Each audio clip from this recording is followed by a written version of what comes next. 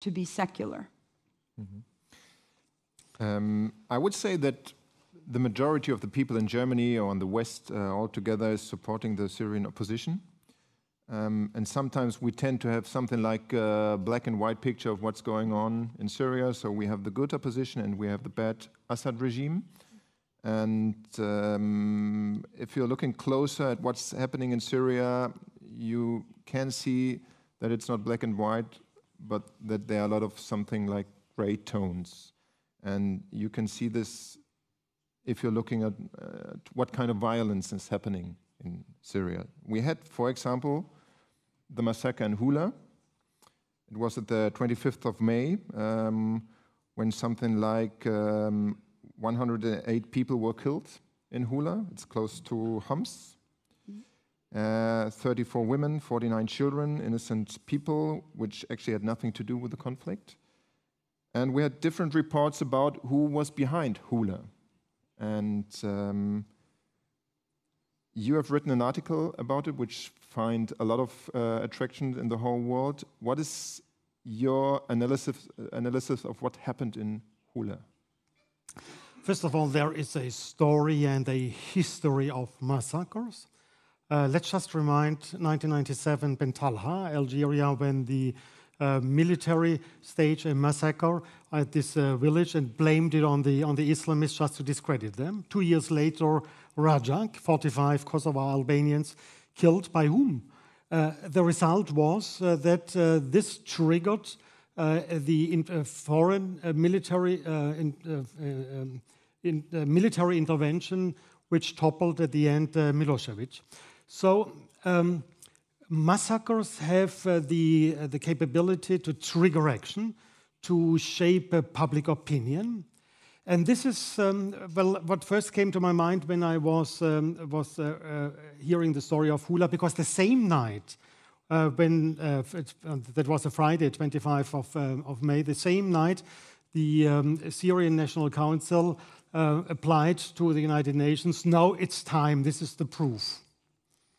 And the next Monday, there was a very important United Nations Security Council meeting debating the fate of Syria. So this had been two factors why I believed it would be to the detriment of the regime if they would do it.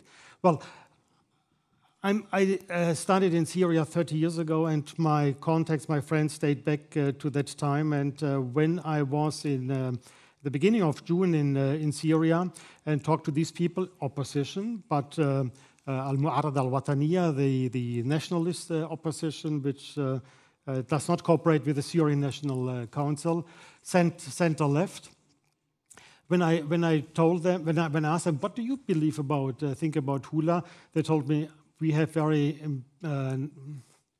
interesting guests from Houla, come to our home. And then they told me what I find convincing. I don't claim to have the truth. I think truth is the first thing to be the first victim of war. But I did not find it convincing the official reports which had been published, for example, by the Pinheiro Commission. Even the Pinheiro Commission argued there is reasonable evidence to believe. They did not say there is evidence that we do know. And so what my research showed is there had been two phases. One phase at 2 o'clock, the fight between the regular army and the Free Syrian Army at a checkpoint south of Taldo, the main city of Houla, which had some shelling and destruction of Taldo. And then after 5 o'clock, the massacre started, not by shelling, but by knives, by close-up pistols. What I ask for is, why is there no forensic evidence, as we had in Rajak, where we could argue the forensic evidence shows that these people had been killed this way, And that excludes, for example, that these perpetrators had done it. So the two eyewitnesses from Houla I spoke to argued the people killed had been the representatives of Taldo, and they had been unwilling to donate to the Free Syrian Army, and therefore people within Taldo took the lawlessness of the situation as an opportunity to settle these accounts. This is what they tell me. It might not be the truth. I find it more convincing than the other version. So your conclusion is, just to say it in a short sentence, your conclusion is that in the end, probably, or there's some kind of indication that not any kind of government-affiliated forces were behind the massacre, but some kind of people affiliated to the opposition. If it is true that the people killed had been the representatives of the regime, and that they had been unwilling to donate to the Free Syrian Army, I find it convincing that the regime could not have done it. Yeah. I think that you have a different opinion about it. I have a completely different opinion, because every day we see massacres in Syria. This morning there was one in a Damascus suburb.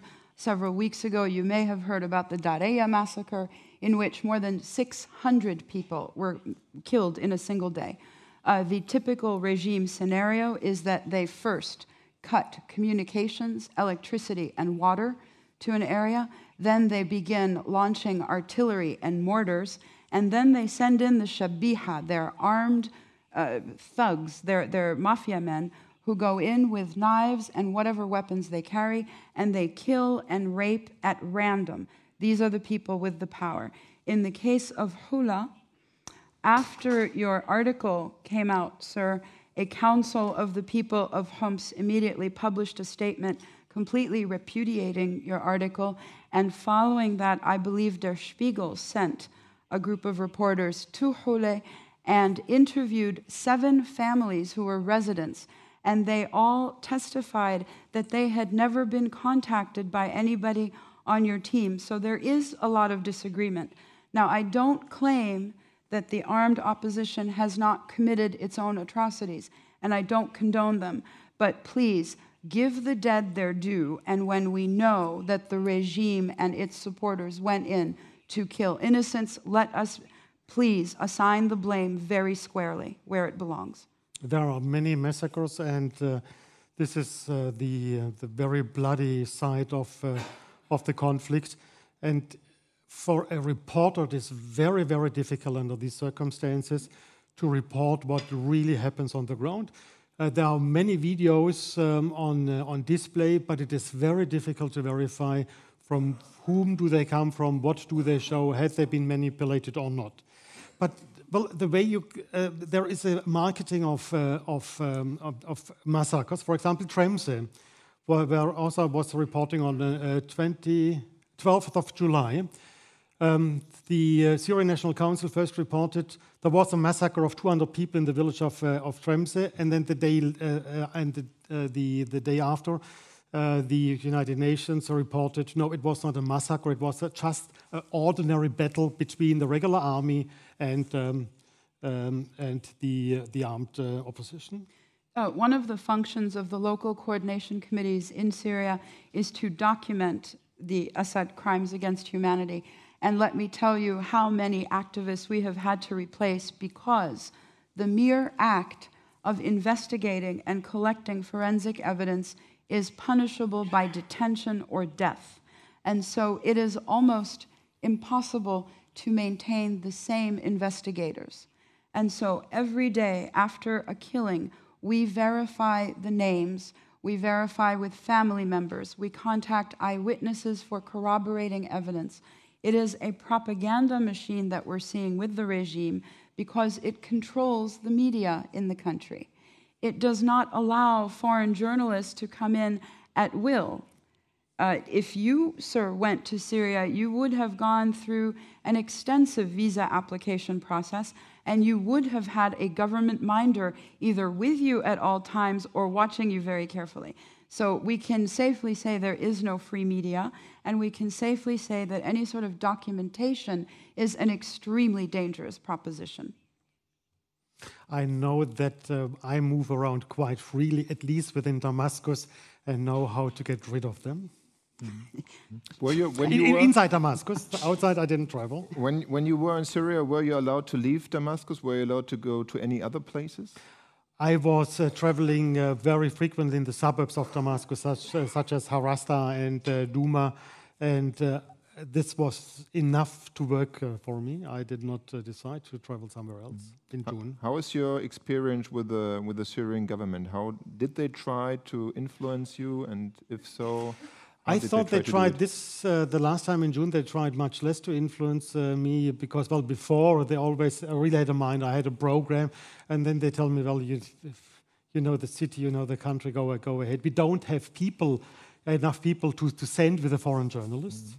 But you were allowed. I mean, if you would have liked, you could have left Damascus. You could have gone to any other place in Syria, because it is always said that foreign journalists are not allowed to go to the country. It's dangerous. It's dangerous, of course. Of course, it's dangerous because it's a violent crisis. But you were allowed to go to Syria, and you were allowed to go to any place of your choice, actually. You're one of very few exceptions, because Marie Colvin was actually killed in Syria, in Homs, as were several European journalists who went to cover. People